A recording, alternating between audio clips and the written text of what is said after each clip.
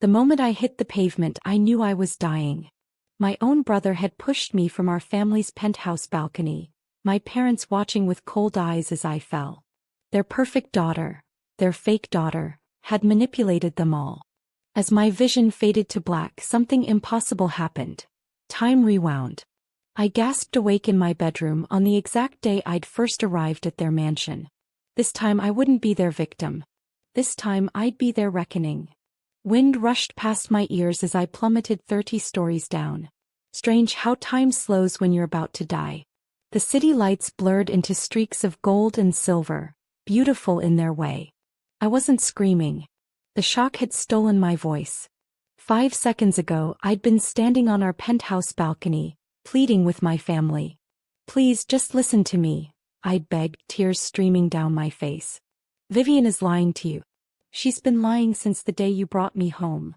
My mother's face had contorted with rage. How dare you? After everything we've done for you, done for me? They'd reluctantly retrieved me from the orphanage 6 months ago when a hospital mix-up revealed I was their biological daughter. Their real daughter. And they'd resented me for it every day since. My father stood behind my mother, his expression cold and distant as always. Vivian would never harm herself just to frame you.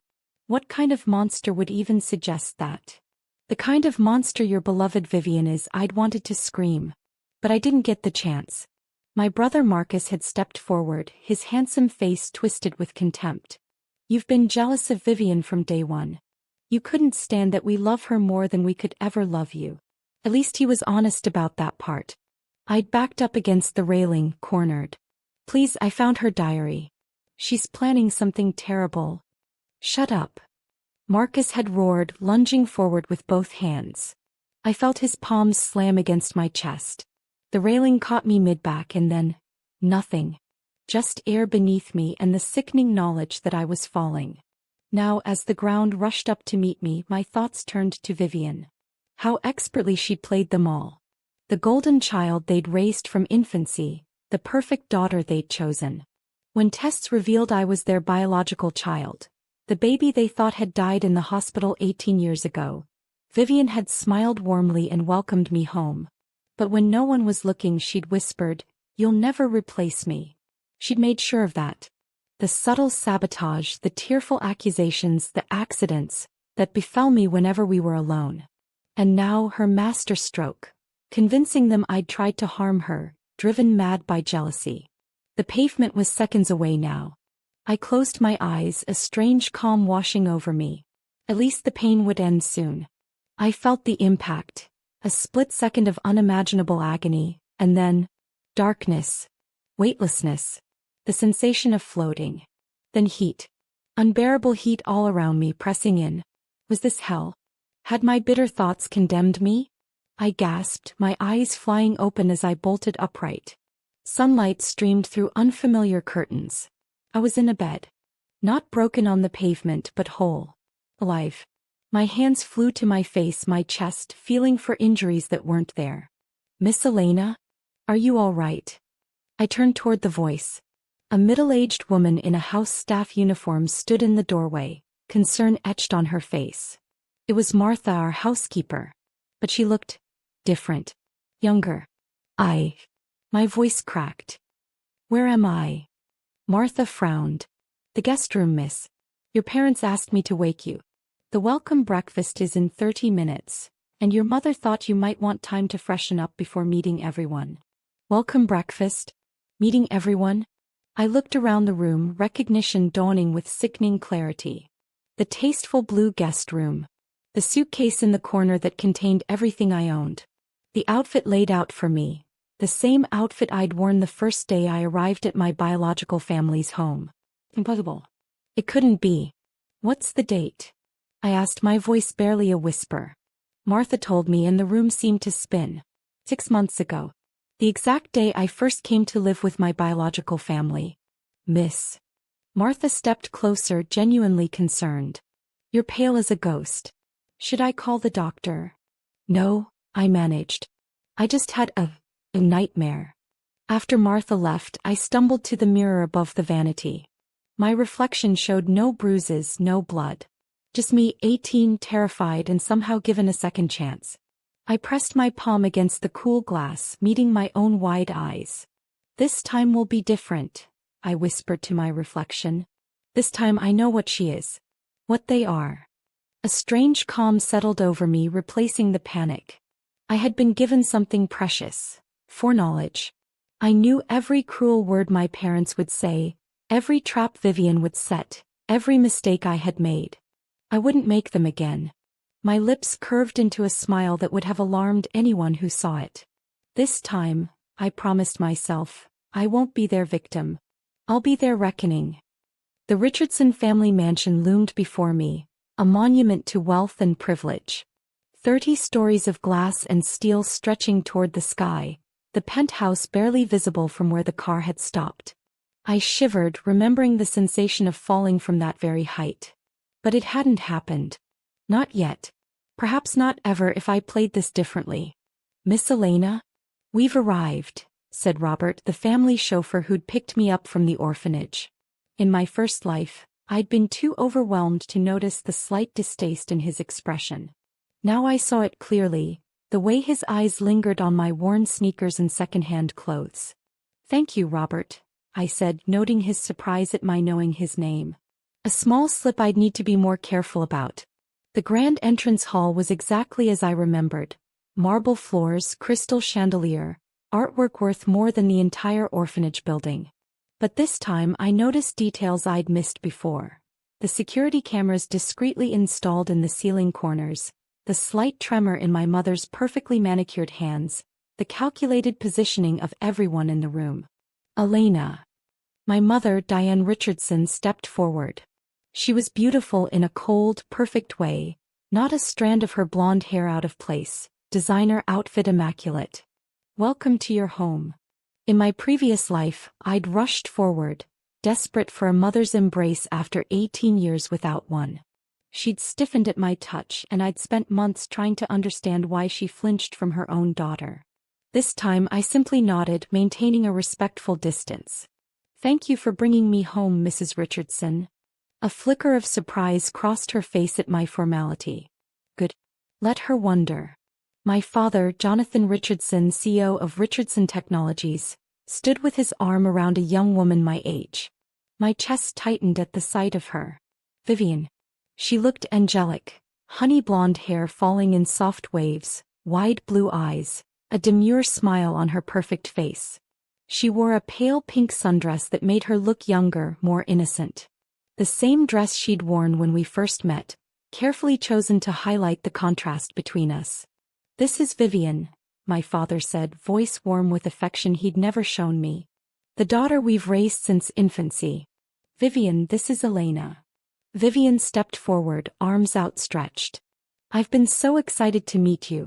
I always wanted a sister. In my first life, I'd embraced her eagerly, desperate for connection. This time I saw what lurked behind those innocent blue eyes. Calculation, assessment, the faintest hint of contempt quickly masked with practiced charm. I took her hands instead of hugging her, squeezing them gently. How wonderful to meet you, Vivian. I've heard so much about you. Something flashed in her eyes, confusion at my reserved response, perhaps. She'd expected either desperate gratitude or obvious jealousy. My polite neutrality wasn't in her script. My brother Marcus entered last, his expression bored. 22, handsome and entitled, he'd always resented my intrusion on their perfect family dynamic. His hands, the same hands that would push me to my death, were casually tucked into designer jeans pockets. So you're the long-lost sister, he said, giving me a cursory glance. Fun story. Sounds like a soap opera. Life can be stranger than fiction, I replied evenly, meeting his gaze until he looked away first. Let's show Elena to her room, my mother said, filling the awkward silence. You must be tired from your journey.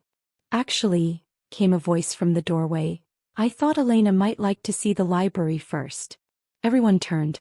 An elderly woman stood leaning on an ornate cane, her silver hair elegantly styled, her posture straight despite her obvious age. Her eyes, sharp, assessing and startlingly similar to my own, fixed on me with keen interest. My breath caught. Grandmother Victoria. In my previous life she'd been merely a distant figure, rarely emerging from her private wing of the mansion. We'd barely exchanged 10 words before my death. I'd had no idea she could be an ally. My mother's smile tightened. Mother, Elena just arrived. She needs to rest. Nonsense, Victoria said, waving a dismissive hand. The girl has been cooped up in that dreary orphanage for 18 years. She needs stimulation, not rest. She approached me directly, ignoring the others. Up close, I could see the intelligence in her eyes, the strength in her frail frame. You have your grandfather's eyes, she said quietly. He would have been pleased to meet you. An unexpected lump formed in my throat. No one had mentioned my grandfather before. I'd love to see the library, I said. Victoria nodded, satisfied. And perhaps afterward, you'd like to see the guest suite in my wing? It has a lovely view of the city. I heard Vivian's sharp intake of breath. In my previous life I'd shared a room with her. A calculated move that had given her constant access to me, constant opportunities to undermine me.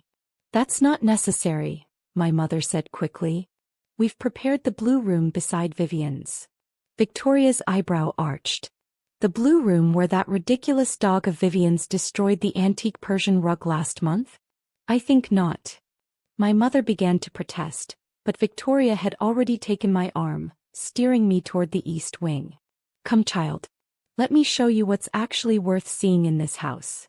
As we walked away, I caught Vivian's reflection in a decorative mirror. The mask had slipped for just a moment, her angelic features contorted with fury. This time I was ready for her. This time I wasn't alone. Grandmother Victoria's wing of the mansion was like stepping into another world. While the rest of the Richardson residence showcased cold modernity, all glass, chrome and minimalist decor, Victoria's domain celebrated the past. Rich mahogany bookshelves lined the walls, Persian rugs softened marble floors, and oil paintings of stern-faced ancestors watched from ornate frames. Your father calls this wing the museum, Victoria said, leading me through a corridor lined with display cases. He thinks history is worthless unless it can be monetized. I studied a collection of antique scientific instruments, brass telescopes, microscopes, and measuring devices from another era.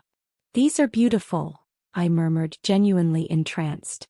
Were they your husband's? Victoria paused, examining me with those penetrating eyes. Yes. My Harrison was a scientist and inventor, though your father prefers to forget that part of his heritage. How did you know? I'd slipped again. In my previous life I'd known almost nothing about my grandfather. Just a guess, I said carefully. You mentioned I have his eyes. She seemed to accept this, though her gaze remained thoughtful. We continued to a set of double doors which Victoria unlocked with a key she wore around her neck. This was Harrison's library, she said. Now it's mine. Your father has been trying to renovate this wing for years, but fortunately the house remains in my name. The library took my breath away. 2 stories of books surrounded a central reading area with leather chairs and a massive oak desk. A spiral staircase led to a balcony that circled the room. Morning light streamed through stained glass windows, casting colorful patterns across the floor. It's magnificent, I said honestly. Yes, Victoria agreed. And largely forgotten by the rest of them. Vivian came in once, complained about the dust and never returned. She gestured to the desk where several large albums lay. I thought you might be interested in seeing these. I approached cautiously. The albums contained photographs, hundreds of them meticulously organized by year. Victoria sat beside me as I turned the pages, occasionally pointing to a face or place. That's Harrison at MIT 1965. Brilliant mind. He revolutionized microprocessor technology before most people even knew what a computer was. I paused at a photo of a much younger Victoria standing beside my grandfather and another man. They were in what looked like a laboratory, all 3 beaming as they held up what appeared to be a circuit board. Who's this? I asked, pointing to the third person. Victoria's expression darkened. Alexander Pierce. Harrison's research partner and closest friend.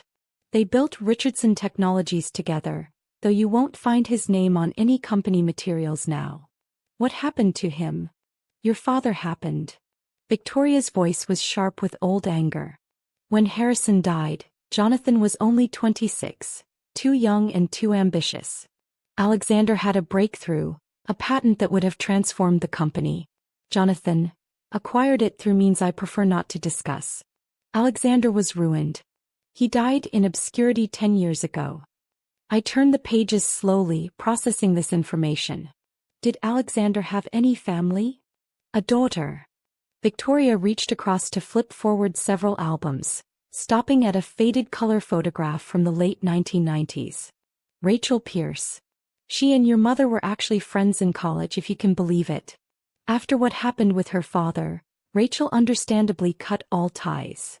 I stared at the photograph, my blood turning to ice.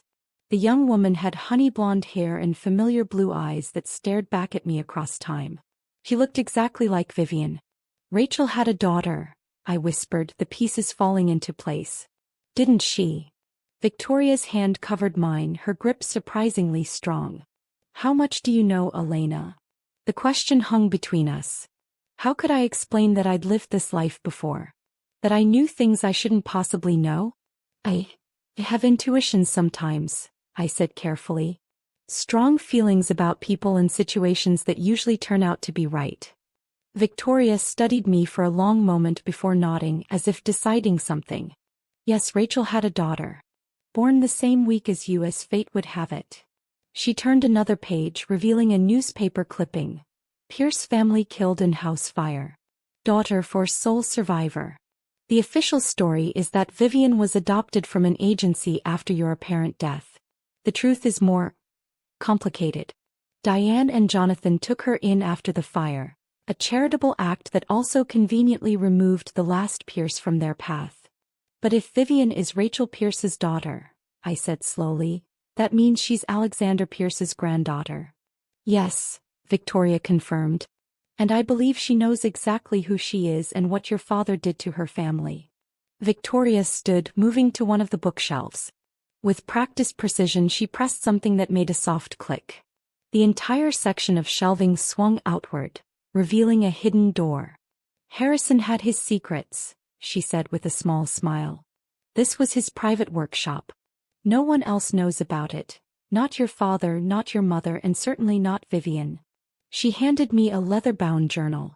Your grandfather's notes on his final project. The one Alexander was working on when everything fell apart.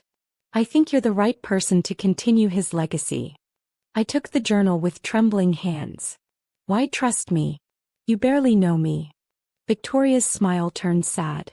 Because you're not what I expected, Elena. You walk into this house of vipers with your eyes wide open. You see things as they are, not as you wish them to be. She tapped the journal. And because you have Harrison's eyes, and I suspect his mind as well. The hidden workshop door swung wider, revealing a space that hadn't been touched in decades. Dusty equipment, blueprints, and prototype devices waited like artifacts from another age. Welcome home, Elena, Victoria said. Your real inheritance starts here. 2 weeks into my second chance at life with the Richardsons, I had established a routine that baffled everyone, especially Vivian. Each morning, I joined Victoria for breakfast in her private dining room. Afternoons were spent in the museum wing, ostensibly learning family history but actually studying Harrison's journals and working in the hidden workshop.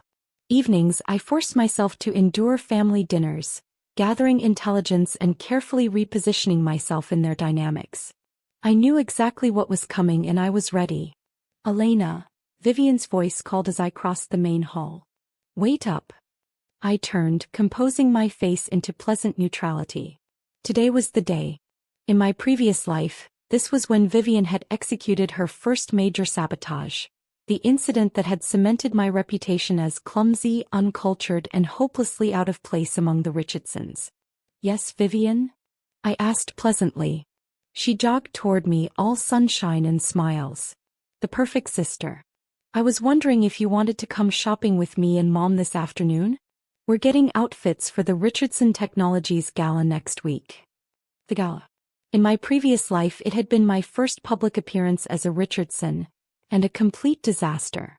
I'd spilled red wine on the CEO of Meridian Corp., tripped while walking to the stage and ultimately been found crying in the bathroom. All accidents carefully orchestrated by Vivian. That's thoughtful of you, I said, watching her closely. But I already have plans with Rosa. Vivian's smile flickered. Who? Rosa. The housekeeper for the East Wing. Kept my tone light. She's teaching me to make her famous paella. Vivian's confusion was delicious. In my first life, I'd never bothered learning the staff's names, following the family's example of treating them as invisible. This time I'd made allies of them all, from Robert the chauffeur to Rosa the housekeeper to Miguel the gardener. People Vivian had either ignored or actively mistreated. You're cooking? With the maid. Vivian couldn't hide her disdain. Yes. I find it relaxing. I smiled. But thank you for the invitation. Perhaps another time. I turned to leave, then paused. Oh, and Vivian, if you're still planning to propose the champagne tower for the gala, you might want to reconsider. Father specifically banned them after the Peterson incident last year. Vivian froze. How did you? Just another thing I heard from the staff, I said innocently. They remember everything, you know. I left her standing there, speechless. One ambush avoided. That evening, dinner was tense. My father discussed the upcoming gala while my mother fussed over the seating arrangements. Marcus scrolled through his phone, bored as always. Elena, we'll need to go over proper etiquette before the event, my mother said, not looking up from her tablet. As this will be your first public appearance, we can't afford any mishaps. In my previous life, I'd flushed with shame at what I'd perceived as legitimate concern. Now I recognized it for what it was, preemptive blame assignment. Actually, I said calmly, Grandmother Victoria has been coaching me. Did you know she chaired 7 charity galas last year alone? She's quite the expert. My father's fork paused halfway to his mouth. Mother hasn't attended a company event in years. Well, she's attending this one, I replied. As my guest. The silence that followed was profound. That's wonderful, my mother finally managed, though her tight smile suggested otherwise. Vivian cleared her throat. Daddy, I was thinking we could showcase the new Richardson AR prototype at the gala. It would make a statement. My father nodded approvingly. Excellent idea, sweetheart. The board would love that. I took a careful sip of water. Is that wise? I thought the stability issues with the neural interface weren't resolved yet. 5 pairs of eyes stared at me. My parents, Marcus, Vivian, and even Martha, who was serving dinner. How do you know about that? My father demanded. I shrugged. I've been reading company reports. Public information for shareholders, which technically includes me through my trust fund. Another strategic bomb dropped. In my previous life, I'd never even known about the trust fund Harrison had established for me. Vivian had intercepted that information. My father set down his knife and fork, studying me as if seeing me for the first time. The neural interface issues are confidential, not in any public report. Interesting, I said, meeting his gaze steadily. Then perhaps the company has a security problem. Vivian's face had gone pale. She'd been planning to sabotage the prototype demonstration, I realized, making it malfunction during my father's presentation, embarrassing him publicly. I think, my father said slowly, you and I should have a talk in my office after dinner, Elena. I nodded graciously. I'd like that. Vivian shot me a venomous look when no one else was watching. I smiled back pleasantly, raising my water glass in a tiny mock toast. Later, in my father's imposing office, I stood before his desk as he studied me with new interest. You're not what I expected, he said finally. What did you expect? 1. Broken. Institutionalized. The orphanage reports weren't encouraging. I raised an eyebrow. Reports can be misleading. He leaned forward. What do you know about Richardson Technologies? I know Grandfather Harrison built it from nothing. I know it revolutionized processor architecture in the 1980s. And I know it's currently losing market share to quantum dynamics because you're 3 years behind on true quantum integration. My father's expression was priceless. Who have you been talking to? No one. I just pay attention. I reached into my pocket and withdrew a small device I'd assembled in Harrison's workshop. Also, I built this. I set it on his desk. It looked like an ordinary flash drive. What is it? He asked. A solution to your neural interface stability issue. The problem isn't in the code, it's electromagnetic interference from the circuit layout. He picked it up, skeptical. And this fixes it? Test it yourself, I challenged. The schematics are inside. My father stared at me, then at the device. I could almost see the recalculation happening behind his eyes. The adjustment from seeing me as an unfortunate obligation to a potential asset. You're certainly full of surprises, he said finally. I smiled. You have no idea. Victoria's trembling hands betrayed what her proud posture tried to hide. We sat in her private sitting room, medical reports spread across the antique coffee table between us. Terminal. I whispered, the word hanging heavy in the air. Pancreatic cancer, she confirmed, her voice matter of fact. 6 months, perhaps less. I've known for weeks, but I wanted to be certain before telling you. The revelation struck me like a physical blow. In my previous life, Victoria had remained a distant figure. I'd never known about her illness, never had the chance to learn from her or say goodbye. She'd simply disappeared from family dinners one day, and no one had bothered to explain why. Does father know? Victoria's laugh was brittle. Jonathan checks my pulse once a quarter to see if he's inherited the house yet. No, I haven't told him. Nor do I intend to until absolutely necessary. I reached for her hand, surprising both of us with the gesture. I'm sorry. Don't be, she said firmly. I've lived my life, Elena. I've made my peace. But I'm not quite finished yet. She squeezed my fingers with surprising strength. There's still the matter of setting things right. A discreet knock interrupted us. Martha entered, her expression apologetic. Miss Victoria, there's a young man at the front gate. He says he's James Pierce and he's here to see Elena. I froze. Pierce. Alexander Pierce's grandson? But that would make him Vivian's cousin, Victoria murmured, confirming my thoughts. Interesting timing. You were expecting him? I asked, startled. Not precisely. But I've been making inquiries. Victoria rose, suddenly energized.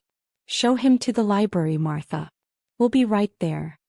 As Martha left, Victoria turned to me. Whatever he wants, this could be useful. The Pierce family has every reason to hate the Richardsons. If he's reaching out to you specifically, he might know something about Vivian's real agenda, I finished. James Pierce was nothing like I'd imagined. Tall and lean, with dark hair and intense eyes, he looked more like a graduate student than a potential conspirator. He stood examining the library bookshelves when we entered, but turned quickly at our approach. Elena Richardson? He asked, his gaze direct and assessing. Yes. And this is my grandmother, Victoria Richardson. His eyes widened slightly at Victoria's presence. Mrs. Richardson. I didn't expect, that is, I thought, that I'd be aligned with my son's interests. Victoria finished dryly. A reasonable assumption, but incorrect. Please explain why you've sought out my granddaughter. James hesitated, then took a seat. I'm here about Vivian. Your cousin, I said, watching his reaction. He didn't seem surprised that I knew. Yes. Though she goes by Vivian Marshall now. She was raised by her mother's family after the fire. The convenient fire that killed her parents, Victoria added pointedly. James's jaw tightened. Yes. The investigation ruled it an accident, but my family never believed that. You think my father was responsible, I said quietly. I think someone was paid to make it look like an electrical malfunction.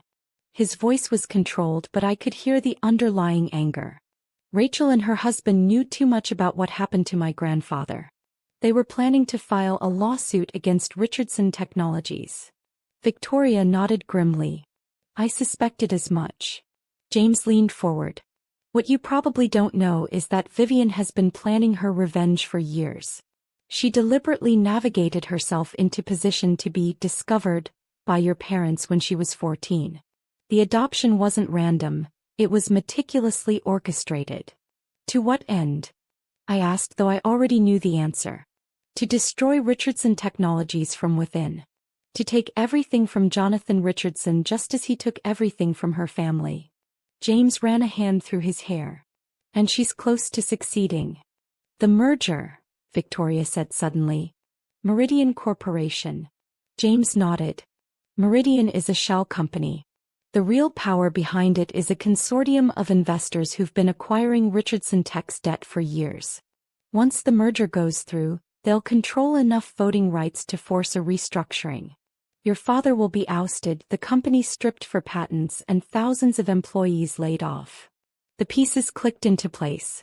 In my first life, the merger had been announced shortly after my death, celebrated as Jonathan Richardson's crowning achievement, the deal that would secure his legacy.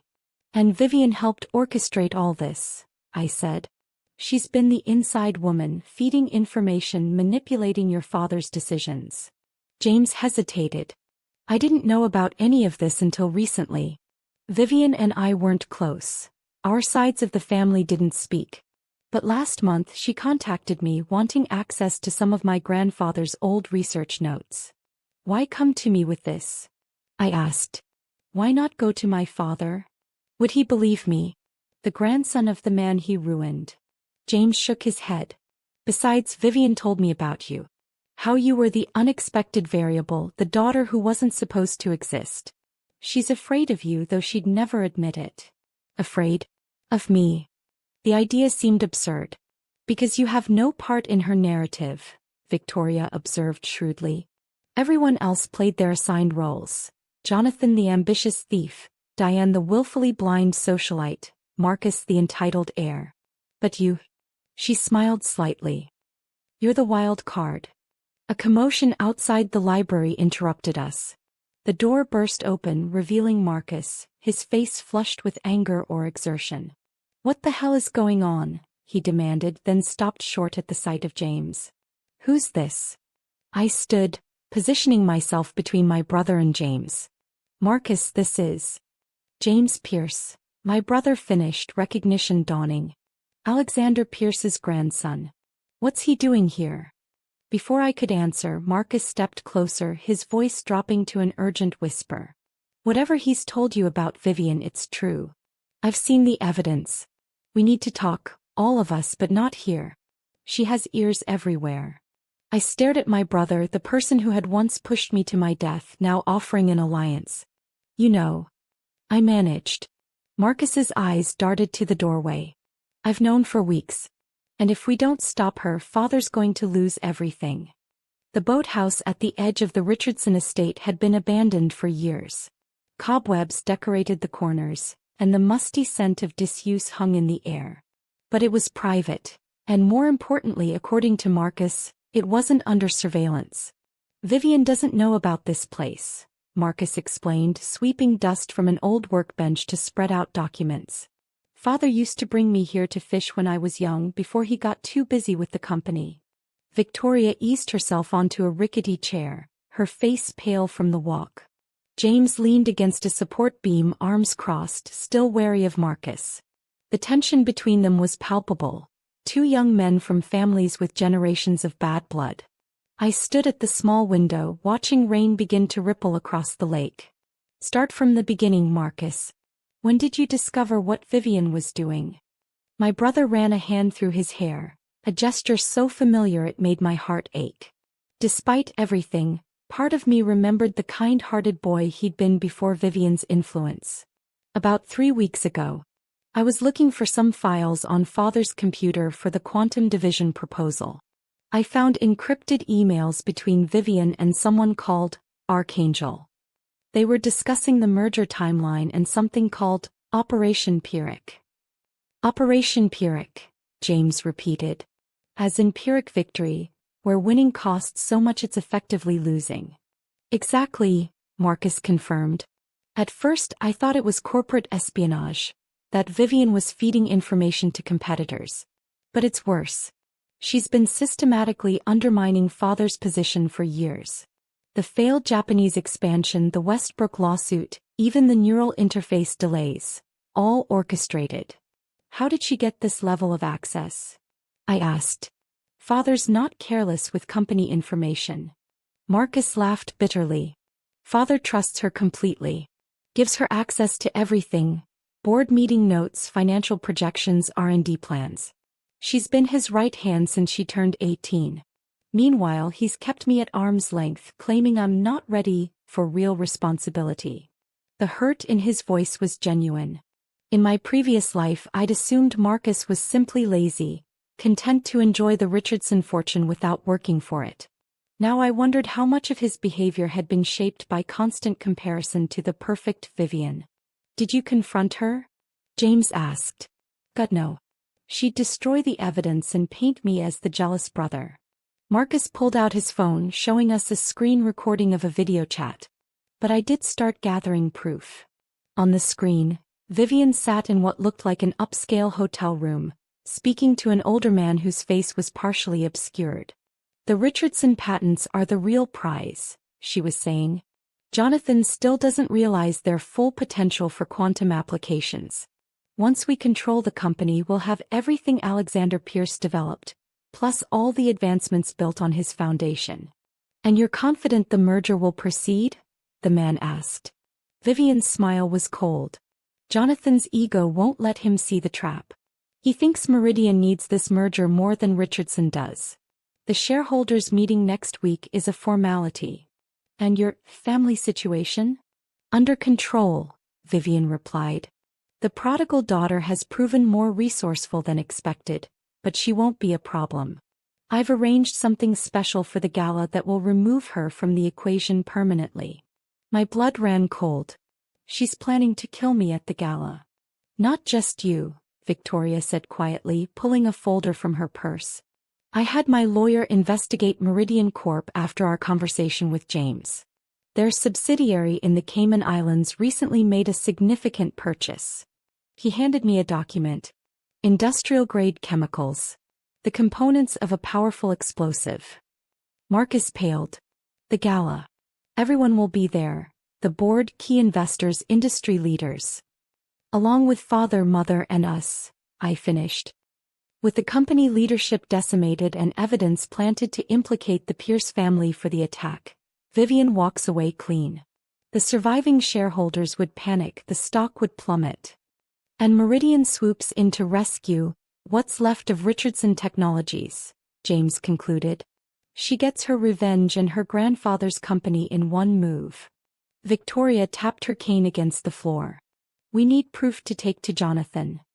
He wouldn't believe us, Marcus said. Not without irrefutable evidence. Vivian has him wrapped around her finger. I thought for a moment. What we need is a confession. Something recorded, indisputable. She's too careful for that, James objected. Not if she thinks she's already won. I turned to the others, a plan forming. The night before the gala, Father always hosts a small dinner for the board members.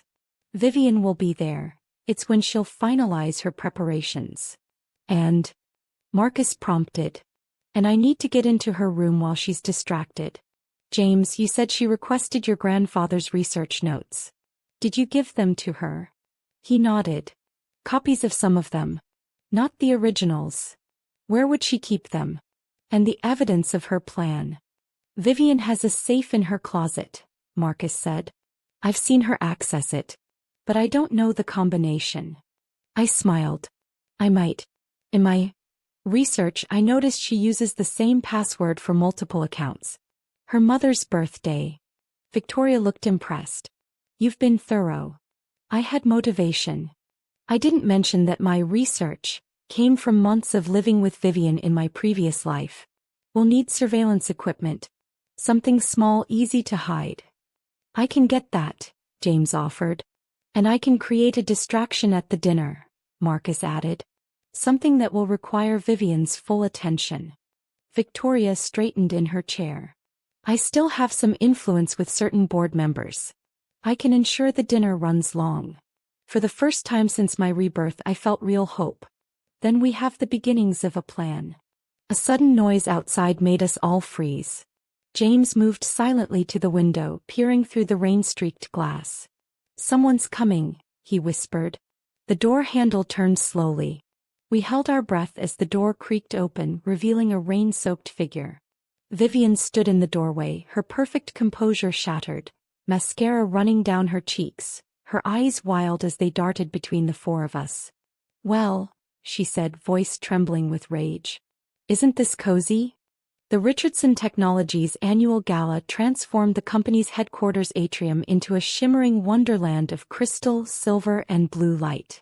Executives in tailored tuxedos mingled with board members in designer gowns. Champagne flowed, string quartet music drifted through the air, and waiting staff circulated with trays of elaborate hors d'oeuvres.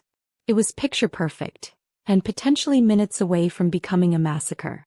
I stood near the grand staircase scanning the crowd. After Vivian's discovery of our meeting at the boathouse yesterday, everything had changed. She'd played it masterfully, of course, laughing it off as a misunderstanding, claiming she'd been looking for Marcus to discuss the gala preparations. She'd even invited James to stay at the mansion as our guest, a gesture of family reconciliation that my father had praised as gracious. We'd been outmaneuvered. Our plan to search her room had failed. She hadn't left it unattended for a moment. The surveillance equipment James had obtained remained unused. And worst of all, we had no idea where the explosives were hidden or when they were set to detonate. "Smile, Elena. You look like you're at a funeral," my mother murmured as she passed, perfect in her midnight blue gown. If only she knew how prophetic her words might be. Marcus appeared at my side, champagne flute in hand but eyes alert. "Anything?" "Nothing," I replied quietly. "James is checking the service areas. Victoria's watching the main entrance. Father's going to make his announcement in 20 minutes, Marcus said. If Vivian's planning something, it'll happen then," I finished. "When everyone important is gathered in one place." My father stood on the opposite side of the room, deep in conversation with the Meridian Corp CEO. Vivian hovered nearby, radiant in a crimson gown, playing the perfect corporate princess. She caught my gaze across the room and raised her glass slightly, her smile never reaching her eyes. "We should tell Father," Marcus said, not for the first time. "Even without proof. He wouldn't believe us. Not without evidence." I gripped my clutch purse tighter. And accusing his perfect daughter of plotting mass murder would only make him send us away. Exactly what Vivian wants.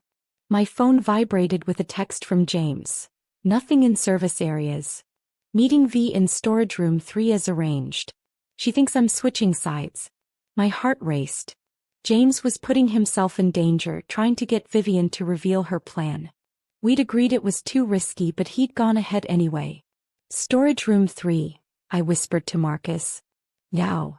We slipped away from the party, moving quickly through the restricted access corridors of Richardson Technologies. The storage level was eerily quiet compared to the celebration above. Our footsteps echoed on polished concrete as we approached the room where James might be walking into a trap. Voices drifted through the partially open door. "Not what my grandfather would have wanted," James was saying. "Your grandfather was weak," Vivian's voice replied coldly. "He let the Richardsons steal everything without a fight. I'm taking back what's ours with interest. By killing innocent people. The board members have families, Vivian. Collateral damage. Jonathan Richardson didn't care about destroying my family. Why should I care about his precious board?" Marcus reached for the door handle, but I stopped him, pointing to my phone. I was recording the conversation, the evidence we needed. "Where are the explosives?"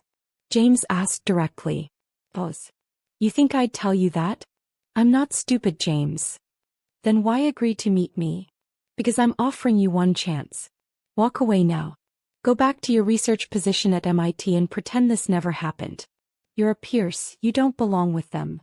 And Elena, Marcus, Victoria, you'll kill them too."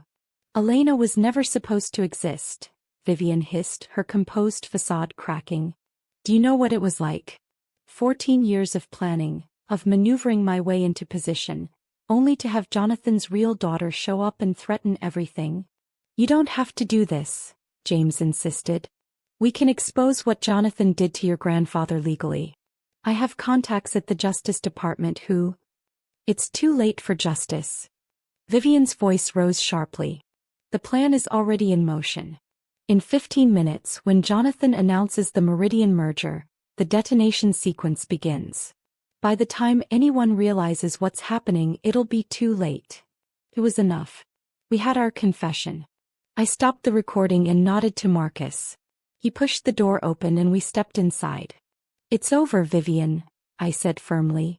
We have your confession recorded. We're taking this to security right now.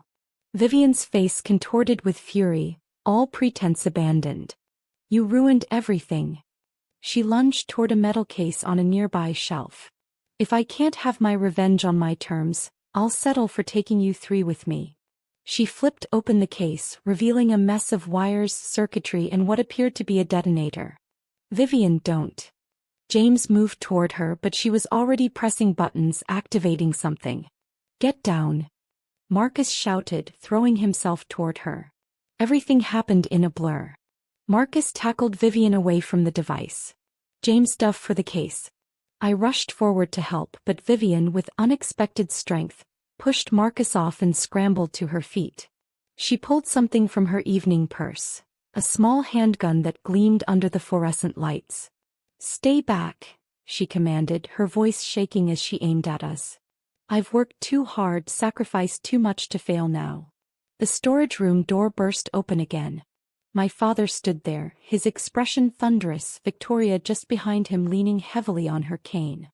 What is the meaning of this? He demanded, then froze at the sight of the gun in Vivian's hand. Daddy, Vivian's voice instantly transformed, becoming small and frightened. Thank God you're here. They cornered me, they're trying to stop the merger. Elena's working with the Pierces to destroy everything you've built. My father's gaze darted between us, confusion evident. Jonathan, listen to me, Victoria said urgently. Vivian is not who you think she is. She's planning to bomb the gala, I added quickly. We have proof. Lies. Vivian shrieked, her mask slipping again. They're all lying. James slowly stood, hands raised placatingly. Vivian, please put the gun down. Think about what you're doing. Stay back, she warned, swinging the weapon toward him. She's Rachel Pierce's daughter, Victoria told my father. Alexander Pierce's granddaughter. She's here for revenge, Jonathan. My father paled. That's impossible.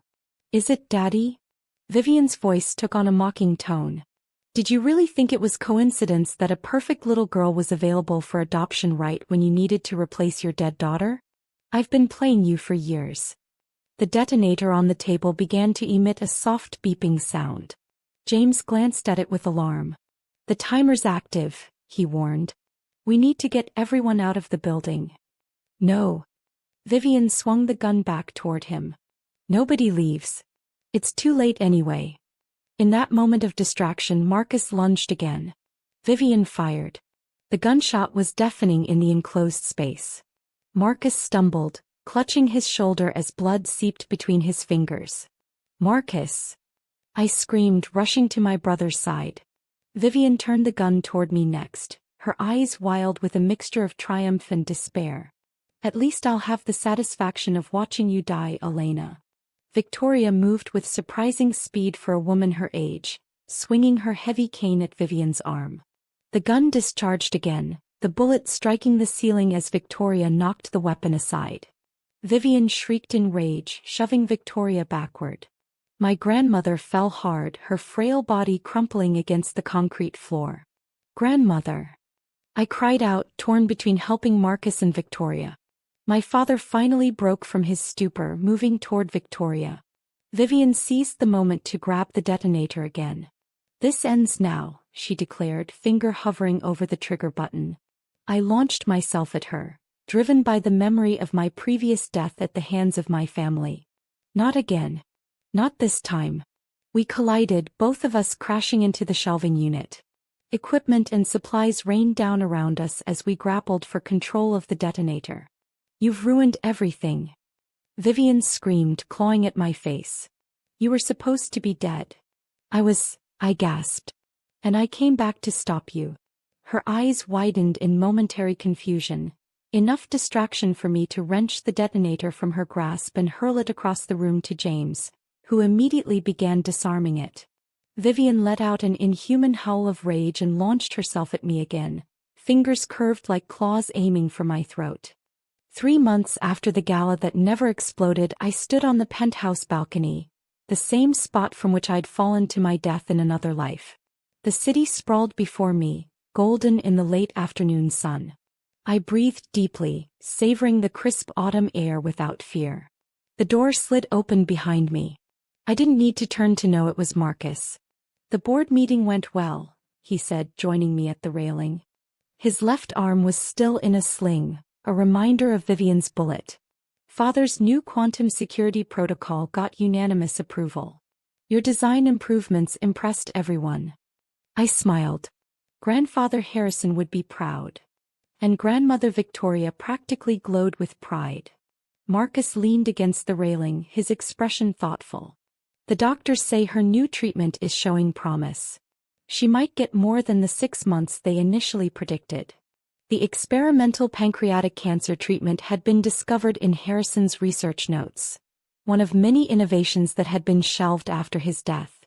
We'd fast-tracked its development through Richardson Medical Division, with Victoria as the first patient.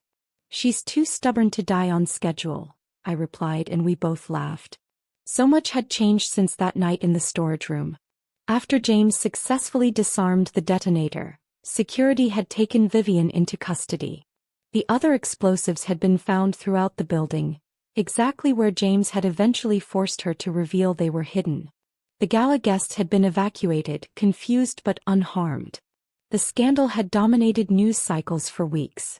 Richardson Technologies' stock had initially plummeted, but my father's transparent handling of the crisis, guided by Victoria's wise counsel, had steadied investor confidence. The Meridian merger was cancelled, the shell company investigated for fraud. As for my family, the double doors to the penthouse opened and my parents emerged onto the balcony. My mother carried a tray with coffee cups, while my father held a folder of papers. "The therapist said fresh air conversations are more productive than sitting in his office," my mother explained, setting down the tray. She looked different now, less perfectly coiffed, more human. Weekly family therapy had been my condition for staying with the Richardsons. My father cleared his throat. "Elena, I have something for you." He handed me the folder. "The patent office confirmed it this morning. Your quantum interface design is officially registered under your name." I opened the folder, scanning the documents. The Elena Richardson Neural Adaptive Interface. My refinement of Grandfather Harrison's original concept. The technology that would revolutionize how humans interacted with machines. "Thank you," I said, genuinely moved.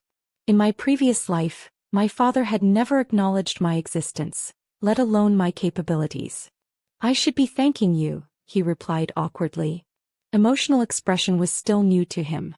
"You saved the company. You saved all of us." My mother touched my arm tentatively. "We've been meeting with the Pierces, James's parents and his aunt. Working toward some kind of reconciliation, I suppose. What your father did to Alexander Pierce was wrong. We can't change the past, but perhaps we can make amends." I nodded. Another condition I'd insisted upon. "How is James settling in at R&D?" "Brilliantly," my father admitted. "His grandfather's genius clearly runs in the family." James had agreed to head up our new quantum computing division, bringing his research from MIT into partnership with Richardson Technologies. He'd visited the prison where Vivian was being held for psychological evaluation before her trial, trying to understand his cousin's descent into deadly obsession. He hadn't found answers, but perhaps he'd found some closure. The elevator chimed, announcing a visitor. Martha appeared, smiling warmly. "Dr. Abernathy has arrived for the family session."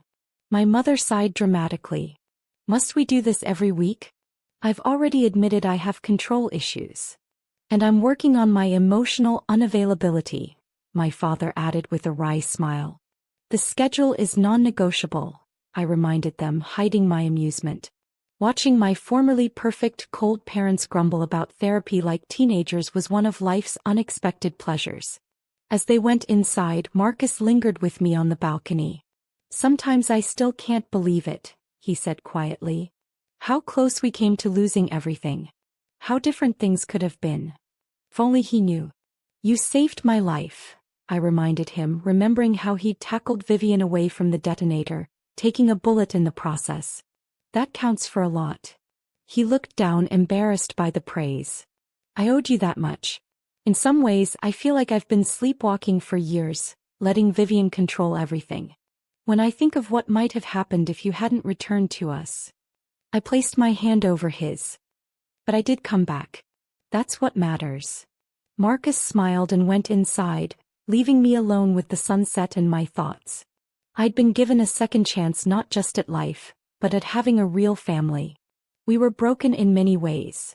My father struggling with his guilt over the Pierces, my mother learning to express genuine emotion, Marcus finding his own path out of Vivian's shadow, Victoria fighting against time itself, and me carrying the weight of 2 lifetimes of memories.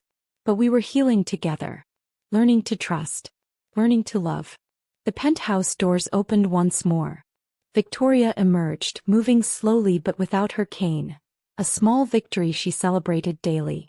"Enjoying the view?" she asked, joining me at the railing. "Yes. It's quite different when you're not falling from it." Victoria gave me a sharp look. "One of these days, you'll have to explain some of your more cryptic statements, my dear." I smiled. "One day perhaps." She patted my hand. "Whatever brought you back to us, whatever gave you the strength and wisdom to save this family from itself, I'm grateful." In the distance, I spotted a familiar figure on the street below. A blonde woman staring up at our building. For a moment my heart raced. The woman turned and I saw it wasn't Vivian, just someone with a similar profile. Vivian would be in psychiatric care and then prison for many years. Her hatred had consumed her, twisted her brilliant mind toward destruction. In trying to avenge her family, she'd become the very thing she hated. Someone willing to sacrifice innocent lives for personal gain. I had chosen a different path. Instead of revenge, reconstruction. Instead of hatred, healing. "Shall we join the others?" Victoria asked. "Dr. Abernathy will be waiting." I took one last look at the spot where I'd once died, then turned away from the edge. "Yes," I said, taking my grandmother's arm as we walked together toward our imperfect, healing family. "I'm ready."